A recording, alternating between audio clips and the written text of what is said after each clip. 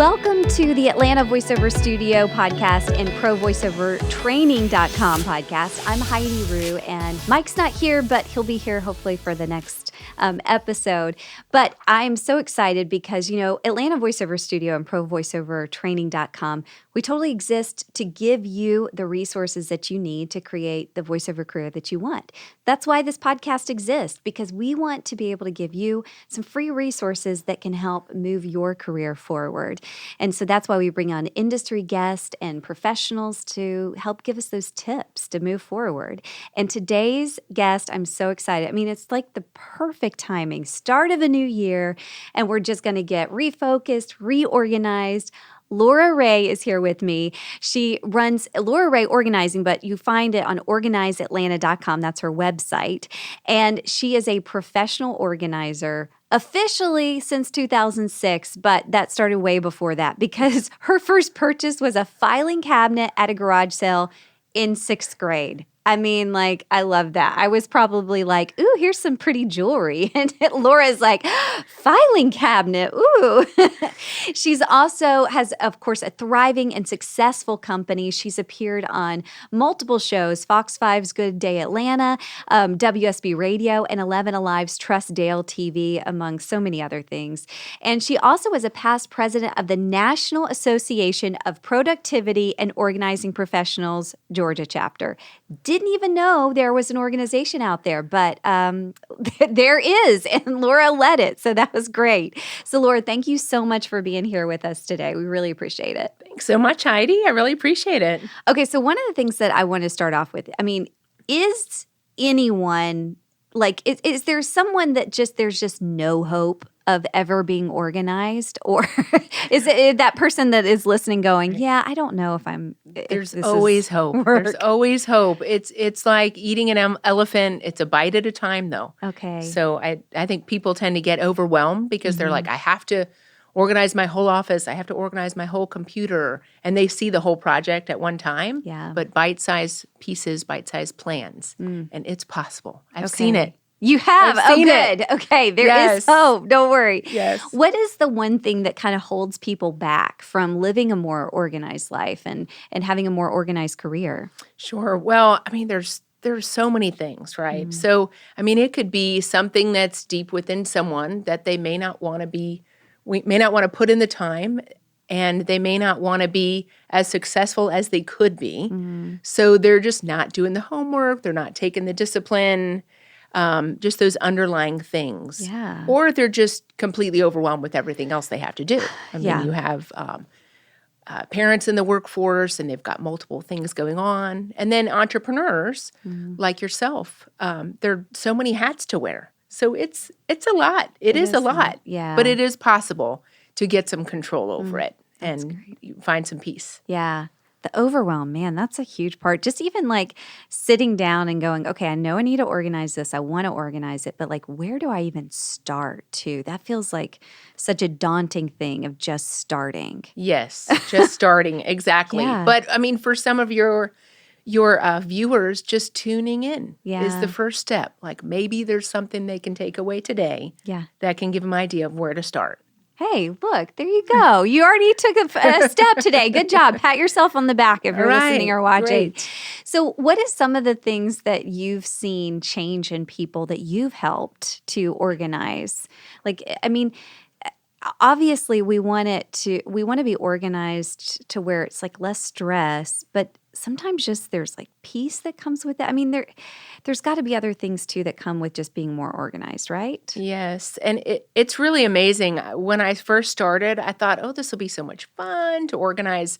And at first it was stuff, and then it was more digital, right? And so, but what I forgot was, or what I didn't realize at the beginning was, it's people's lives. What you're organizing. Even your email. That is your life. That is part of your life. That's the jobs that you're doing. This is how you're spending your life. So, but seeing the transformation in people with peace, reduced stress, and a lot of former clients will say to me that I hear you in my head, Laura. And I'm like, not that that's my goal to be in people's heads, right. What would Laura Ray do? But what it does is it gives them a new messaging. So a new message about how to take a step at a time, how to conquer whether it's conquering email or conquering their kitchen or conquering their work or home schedules. It just gives new messaging to just, step back and have a plan, and it can be solved. These problems can be solved. Yeah. You're like a guide, like a little It- Yoda. You're like an I love organizing that. Yoda. Oh, that's the funnest thing I've ever been called, a little Yoda.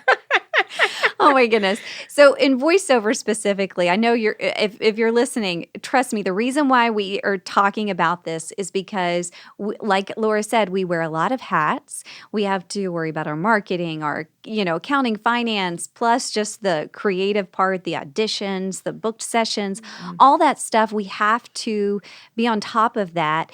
And there's a lot of things that are going against us as voice talent. First of all, we're creatives. And everyone knows the rumor about creatives. They're just all crazy and scatterbrained, And then unlike most jobs, it's really hard to plan our days. There's very few days that we have control over or we know what's going to happen. And especially in voiceover, things change so fast. They're wanting auditions faster. They're wanting those book sessions faster. So things are changing. And then also,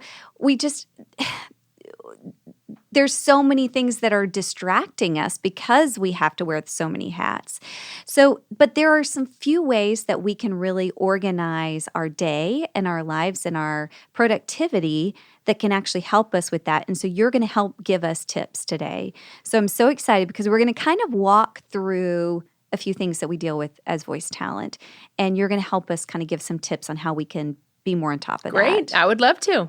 So the first thing is emails. Yes. Email organization. Yes. Because those emails come in all the time. We have, as voice talent, we have to have our phones with us to make sure, even if you go out for lunch or something, you don't know, your agent could be like, I need this back in an hour or something like that. So do you have any tips on how we can organize our email inbox a little bit better? Yes, definitely. So the first thing is a lot of people use their email inbox as their to-do list. Right. And so when you're looking at, even on one screen, you could be looking at 15 emails at a time. Your mind's going in 15 different directions. So really, it doesn't work. So I say with email, there's a couple of things.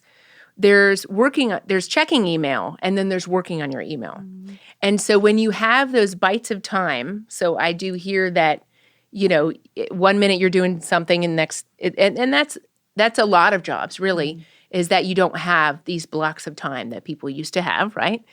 But working on the email is, it's about attitude, it's about discipline, getting it done, and say, I'm not going to just check some emails. I'm going to make anything that's over 2 minutes, I'm going to put on a to-do list, and I'm going to plan when I'm going to do that.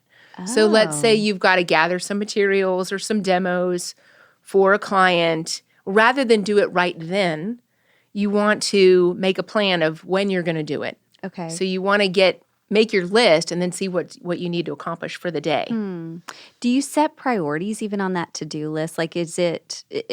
How do you even organize that to-do list? Do you have any tips for that? Yes. So for the to-do list, so with the way that it sounds like your day goes, okay, you may have 5 minutes before the next thing, or maybe you don't even know it's just 5 minutes. But if you can plan out your day and then also let me rephrase that, not plan out your day, because that's what we don't, right? That's what's changing. Right. That's not what I meant to say. So if you can have those bite-sized tasks already determined, so you need to get back to client A, and the first 5 minutes you're going to start working on client A. Okay. But it's having... And also not planning too much in your day. Mm-hmm. So believe it or not, I recommend using a Post-it note for your top 3 to 5 things for the day, because with everything that comes your way,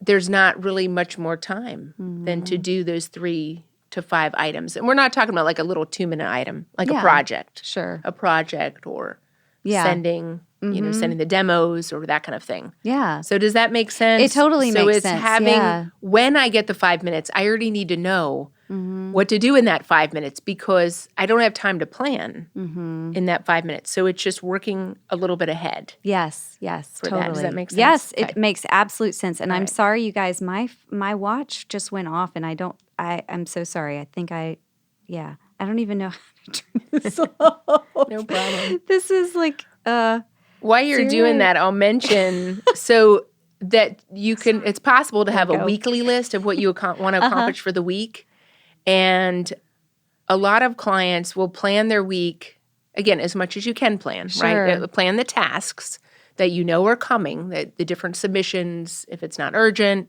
but do it the Thursday before the next week. So then, if there's something that you didn't get done for that current week and you're like, oh my gosh, I cannot move this to my list next week. I'm going to do it on Friday. And so that's kind of that catch-all of that urgent, like, oh my gosh, I forgot to do it, but now it's on the list and I still have time to get it done on the Friday. Oh, that's a great idea. I like that a lot. So a weekly list, and then from the weekly list, you pick what you're going to do daily. Okay. Again, and then add the urgent Sure. as you can. Yeah. As you need to for deadline purposes. Those are great tips. I'm absolutely going to implement that. Great. And also, I think just to remind people that are listening that are voice talent, just know that there's also grace. I mean, I'm saying this to myself because I can be a slave to my to-do list and feel a little overwhelmed sometimes. I definitely do. I schedule way too much, or I think that I can do more in my day than I actually can, which can be a problem. And so, but at the end of the day, I have to go, all right, what did I do my best for today? And if I did, then that's all I can do, and there's tomorrow. So Exactly. But if there was no list at all, if there was nothing written down, then it is a missed opportunity. Yes. But if you at least wrote it down, and then it can be moved to the next day. Yeah. Or moved, 2 days out. At least you know where you're going. Mm-hmm. So if you don't know where you're going, any road will take you there, right? So you want to feel good about you at least know what you're supposed to do for today and tomorrow and this week. It's so true. In radio, Kevin from the Fish, and Laura knows the Fish really well. And so when I started there, he always said, when you do breaks for radio, know where you start and know where you're going to end. And that advice I've had him in my brain for a lot of different things outside of even radio, but it's just like what you're saying. When you feel overwhelmed, know where you start, know where you're headed, everything in between, it'll take care of itself. Yes. So just know those two things. And like you said, with how do people sabotage themselves? They sabotage themselves by not having a list at all. Mm-hmm. And then they just do what pops in their head. But it's actually that really prolongs the state of overwhelm. Mm. Okay. How about desktop organization? And what I mean by that, we can talk about like actual physical desktop, but we work a lot of times, our desktop is the computer, is digital. And so do you have any suggestions for keeping it? There was a time that I was very embarrassed of my desktop. There was all kinds of stuff. People would see it and they would be like, "You're crazy. I'm getting away from you. I'm running away right now." And I've taken that back under control a little bit more, but I could still use some tips. Okay, great. Great. Well, having categories, so having folders, even if they're spread out on your desktop. So I saw yours and you have a list. Mm-hmm. Some people are more visual. And so if they see the folders on the desktop just lined up, and maybe it's your top 20. Now, you don't necessarily want 100 that you can see because that's a little overwhelming, but your top 20. So let's say you have a folder for audition, a folder for bookings, like you mentioned, you already have those, a folder for financials, any receipts, things you need to keep up with, but then also a folder for administrative tasks. So maybe you have one for sales and marketing, for how you're going to keep up with your business. You have one for your business registrations. And really any kind of document that comes across your email or your desk, it needs a home. And the best way to find, again, is to create a home. And so even if with digital, it's nice because you can have as many folders as you want. It doesn't take up much space, just the digital. And even if there's one document in there, you'll find it again. Right? So that's, you want to label the folders and make it say exactly what it is. So whether it's receipts or whether it's events or directions or that kind of thing, that you Yeah. want its own home. Okay. And that's what's important. Yeah. And really then we were talking earlier about how you name things. So you want it also searchable by name. And so if you have a client audition or a client booking and they send you a document, I would rename the document to include their name. So Okay. so you never mistake which company it's for. Yes, that is such a great tip because a lot of times, even with our labeling of, I just did it earlier today, but with our auditions, sometimes they'll say like, okay, just put VO first, last name, or, whatever. And it's not the name of the client or anything. And so, but I want to go back and see, okay, if I did this Jeep spot, even if I didn't book it, and I hear the commercial, I want to go back and listen to my audition and say, okay, how close was I at what they ended up going with? It's just a great reference, but I wouldn't know that. It would just be so hard to go back and listen to everything Yes. if I don't have that named in a searchable way. So I would say send it the way they want it labeled. And then as soon as you send it, you change the name of it. Right. Right. And that's a new system. That's a new habit. Right. Yes. And but I'm sure it makes sense to do it right away because with all the different clients and jobs coming in, Right. to stay on top of it is send it, rename it. Send it, rename it. Yeah. I love what you said too about a habit because I think that is a big part of organization, at least for me. I like to stay organized, but I also get like distracted and the days get crazy.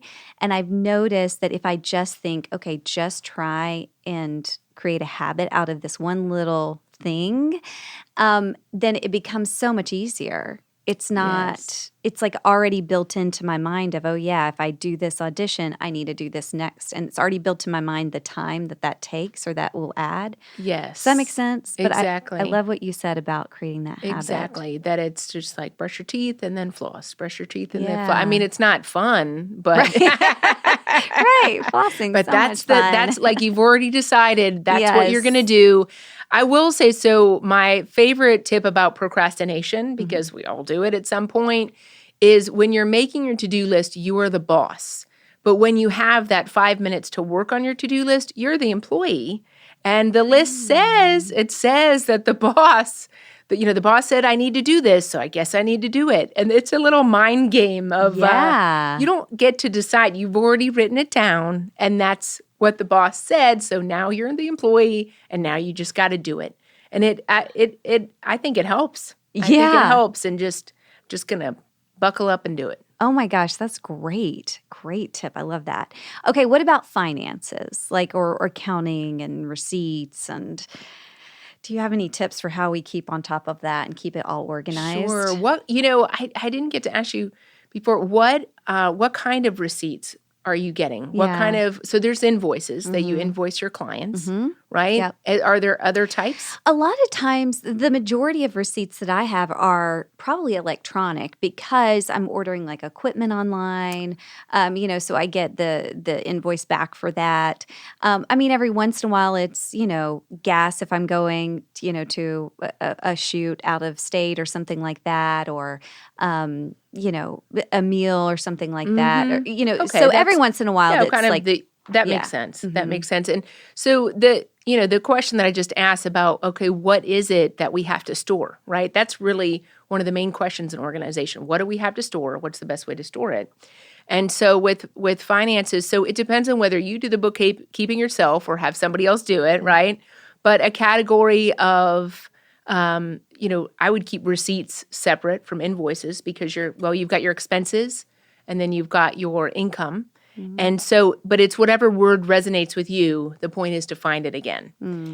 You could, but I would have the title of the receipt or the invoice so you have the date on it so then it can be chronological because then that's going to be a lot easier to enter in, whether you're using QuickBooks or something like Yeah. that. So rather than just gas receipt and some scanning, there's some, a lot of scanning apps and that kind of thing. Sure.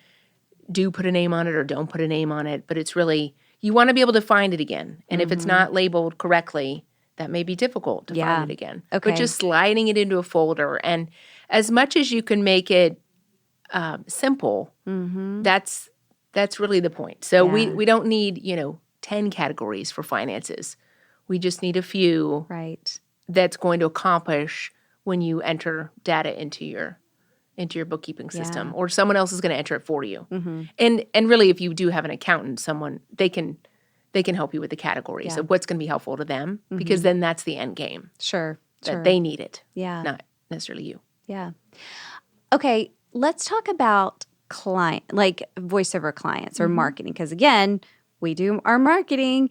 And so I honestly, we talked about this before. My organization for client management is a sheet in Google Drive, or a big folder in Google Drive where I keep each year and the clients and notes and all that stuff.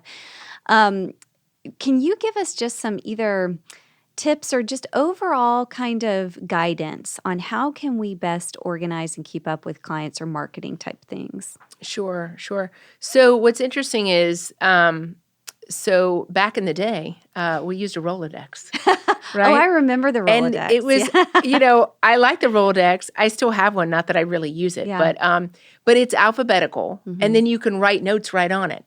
So you want to take something as simple as that but make it digital, right? And so whether it's, and it depends on how many people you're talking. So if you're talking 150, you're probably going to need something more like an Excel spreadsheet, so you can keep adding in the names really easily.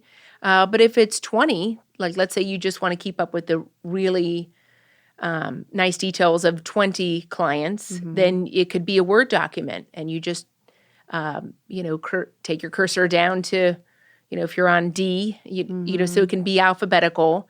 You mentioned Google Drive, that you keep some documents on there, but it's whatever system you're going to keep up, because I try to ACT, which is a contact management system, and I do appreciate how it's set up. I can see that if I was a salesperson, which I'm not, how that would be really helpful to have all the family members' names and their dog's name, and and that kind of Yeah. thing. I didn't need that much, Uh-huh. and so if you so a more simplified system just works for me. So, and with some people, I will say, a lot of people are digital.